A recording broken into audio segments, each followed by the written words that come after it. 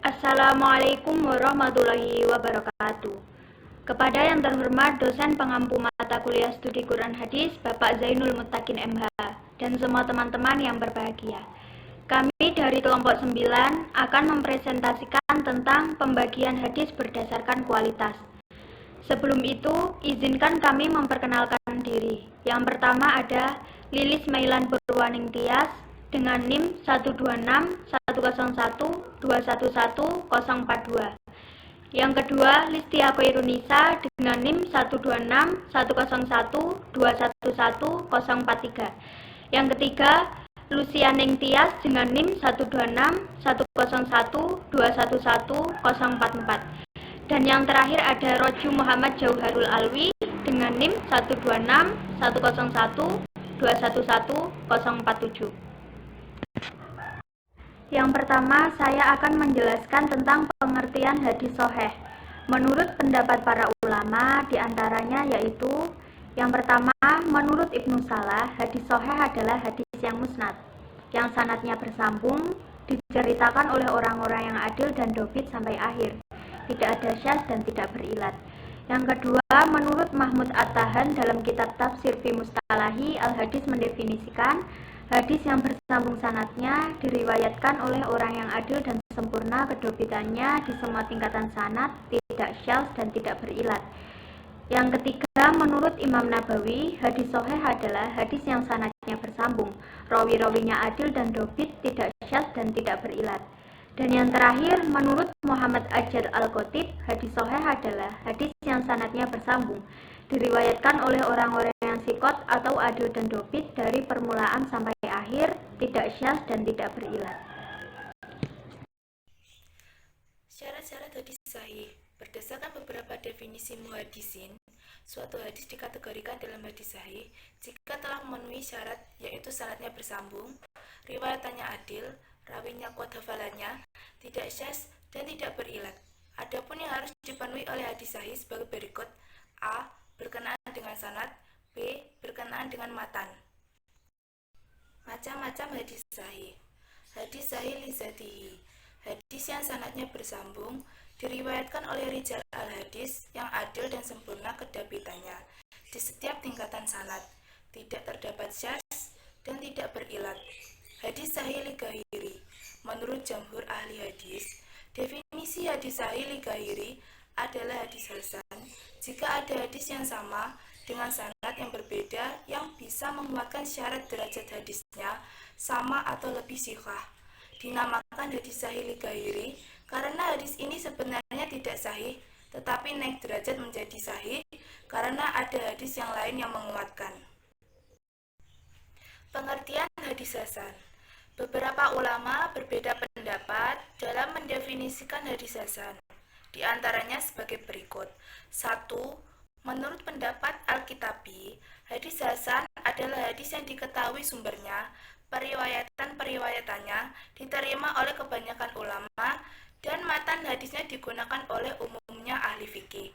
Kedua, menurut pendapat At-Tirmizi, hadis hasan adalah semua riwayat hadis yang rijal sanadnya tidak ada yang dianggap bohong, hadisnya tidak syadz dan diriwayatkan bukan hanya satu sanad.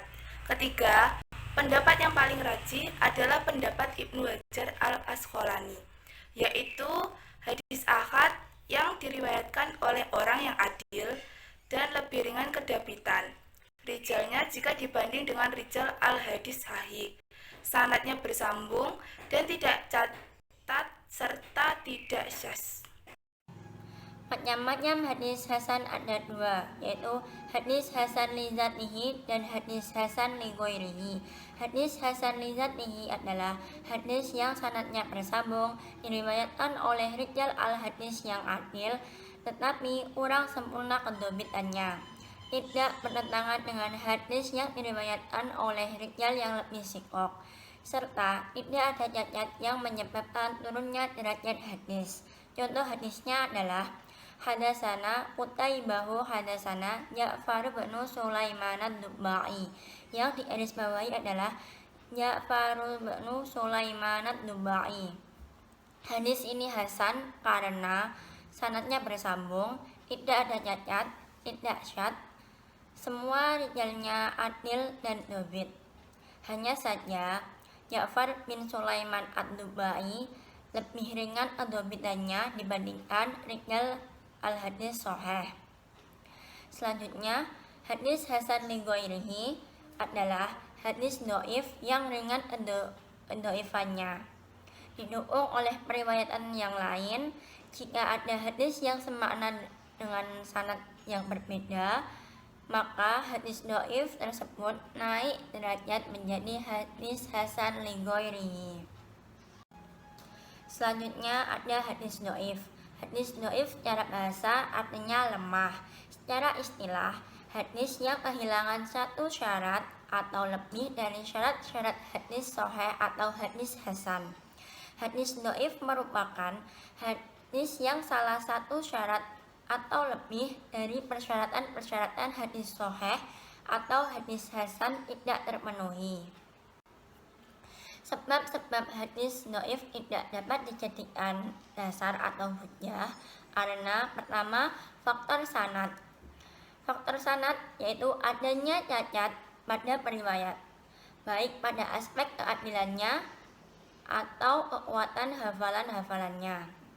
Sanadnya tidak bersambung karena ada beberapa riwayat yang tidak saling bertemu, yaitu gugur dengan pemberian informasi seperti guru. Kedua, faktor matan. Adanya faktor ini karena bertentangan dengan riwayat yang diriwayatkan oleh rijal al-hadis yang lebih siqah. Terdapat cacat yang samar yang dapat merusak kesohihan hadis, seperti kata-kata yang tidak mungkin diucapkan oleh Nabi. Jadi seperti mengarang. Urgensi mengetahui status kualitas hadis. Untuk mengetahui status kualitas hadis, yaitu dapat dilakukan dengan meneliti hadis. Penelitian hadis sebagai salah satu disiplin ilmu yang mengkaji hadis Nabi Shallallahu Alaihi Wasallam. Dilakukannya sebagai usaha penelusuran hadis dengan bersifat kritis dalam memeriksa dan menyeleksi hadis-hadis Nabi Shallallahu Alaihi Wasallam, dan selanjutnya dapat membebaskannya dari kecacatan. Kekhawatiran itu dapat terbukti karena adanya pemalsuan hadis. Di lain sisi adanya pendapat sahabat dan tabi'in yang oleh sebagian ulama menilainya sebagai hadis dengan menamainya hadis mauquf dan maktub, sedangkan yang lainnya menolak. Kesimpulan, hadis sahih, hasan, dan dhaif adalah pembagian dari hadis ahad. Hadis sahih adalah hadis yang mutasil atau bersambung sanadnya, diriwayatkan oleh orang adil dan dzabit atau kuat daya ingatan, sempurna dari sesamanya, selamat dari kejanggalan dan ilat. Hadis hasan adalah hadis yang bersambung sanadnya, diriwayatkan oleh yang adil, kurang dzabit, tidak ada keganjilan atau syad, dan tidak ada ilat.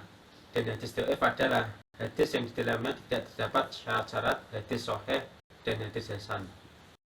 Sekian presentasi dari kelompok kami, kurang lebihnya kami mohon maaf sebesar-besarnya. Wassalamualaikum warahmatullahi wabarakatuh.